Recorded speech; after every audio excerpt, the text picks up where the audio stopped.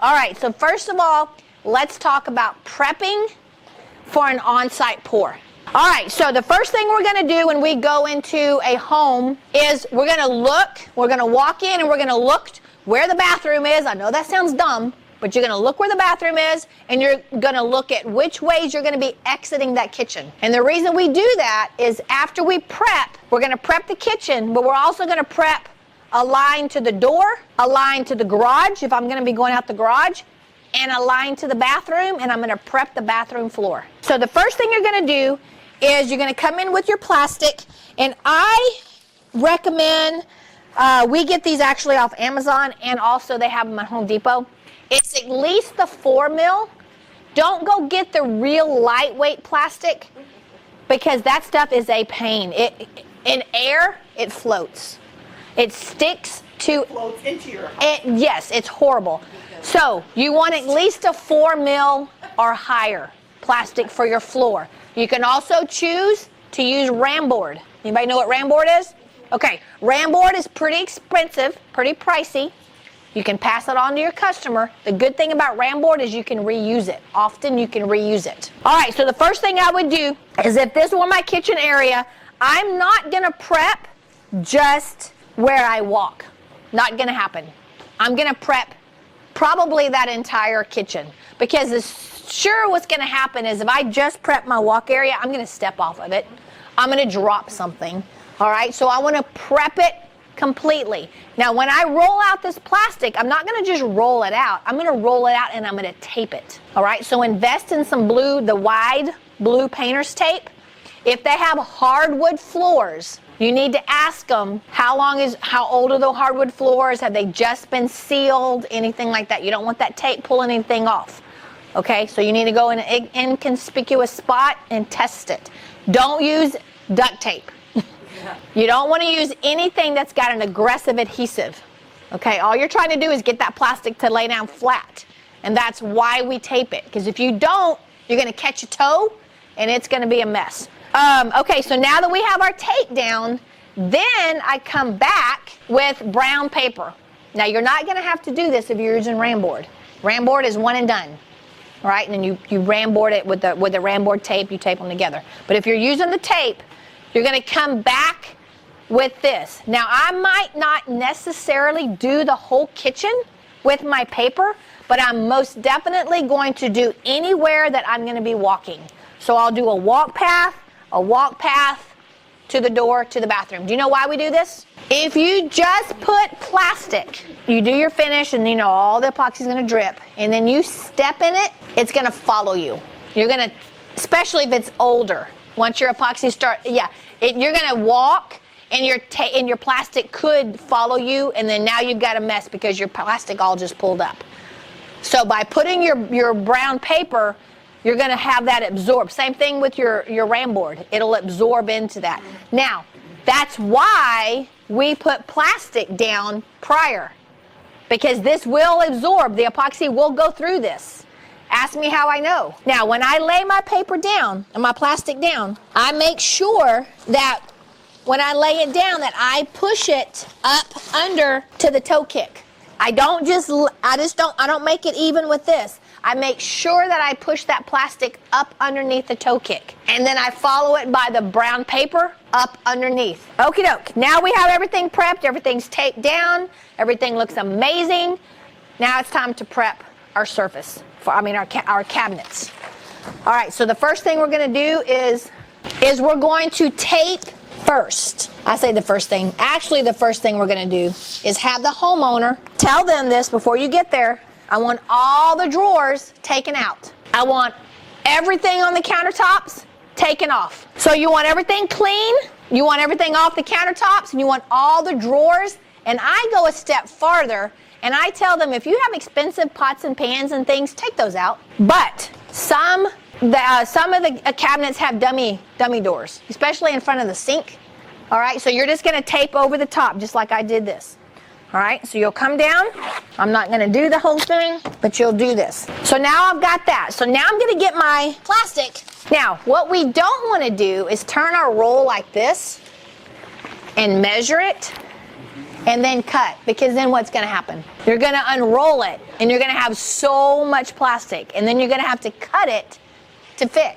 So what you're going to do is you're going to take your plastic and you're going to measure it this way. As I cut enough to where I can kick it under my toe kick, because what I don't want to happen is for it to roll this way, because then I'm going to step on it. Then you're going to cut it. Then when you open it up, it's going to be the perfect height for whatever length of plastic that you have. All right, makes it so much easier. So now we've got our plastic. Now we're going to tape over the top of this. I'm going to put my tape on the top, but I'm going to drop my plastic down a little bit. So now I have tape on tape. Tape on tape is going to give you a much better seal than tape directly to the counter. So now if I do step on it, or to the cabinet, if I do step on it, I have more of a chance that it's not going to pull away. Now the reason I had him wrap around the corner, you never want to stop right at the edge. Okay, that's a perfect place for epoxy to get in. So I'm always going to wrap, and then I'm going to come back and wrap it this way, and then tape, so that my edges are really protected. All right, because epoxy loves to get in between seams, and that's one thing you'll learn. If there is a minute area, epoxy is going to seep through there. So make sure you cover all your bases. I'll do this all the way, same thing. You don't want to have your plastic stop and start in an inside corner. Make sure you go around and then you overlap. Now, let's say that this cabinet, this kitchen countertop is just like it would be in the home. There's our sheetrocked wall. So I want to bring my plastic around, and I'm going to probably prep all the way to here. I will take it all the way up the wall. The reason I do that is often we get so into our designs and we're melding and we flick it on the wall. Or if we happen to be using a Montana marble spray or alcohol or a mica with alcohol, something, and we do not want it to splash on that wall. So over prep. Now I'll give you another hint. This is what I love to do. Besides just taking my shoes off if I'm in the home, often what I'll do is have a roll of paper towel sitting maybe on the edge of where my plastic stops, and I'll take two little pieces of paper towel and I'll lay them down and I'll step on them. And if I can lift my foot and it doesn't stick, that's probably telling me I don't have any epoxy that's sticky. Then I feel safe to go ahead and walk. Still, I'm not going to want to walk off the plastic, but it kind of ensures that my shoes don't have a lot of sticky. If they are sticky and it sticks, for one, I'm going to take them off because I don't want to walk outside, come back in, now I've collected dirt. A lot of times we'll take two pairs of shoes. We have a pair of shoes that we leave at the door that when I am done, I'll go change my epoxy shoes and I'll put on my regular walking shoes, and I will not walk into the house with those shoes. Okay, so that's, guys, I know it's little things, but it's little things over the years that I've learned the hard way not to do. Like you'll go into your shop and you'll be wearing a nice shirt.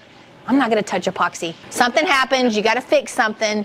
Now you've got epoxy on your shirt. Okay, so now let's talk about prepping and issues that we can have when we get to the job site. Again, here's our piece. Now we talked about cutting off the backsplash. So if we cut off the backsplash, what are we going to have back here now? We would have a pretty good sized gap there. How are we going to fill that gap? So what happens when you put Bondo really thick? It cracks. So Bondo is meant to put very, very thin and also put into layers, right? So what we do, we'll come in, we'll cut that backsplash off, and then we use the foam in a can. Expansion foam, all right? We'll come in there and stick it in there and let it rise and let it harden, then take a box knife, cut it off flat. What Paul was saying, you can also use backer rods. Shove that down in there.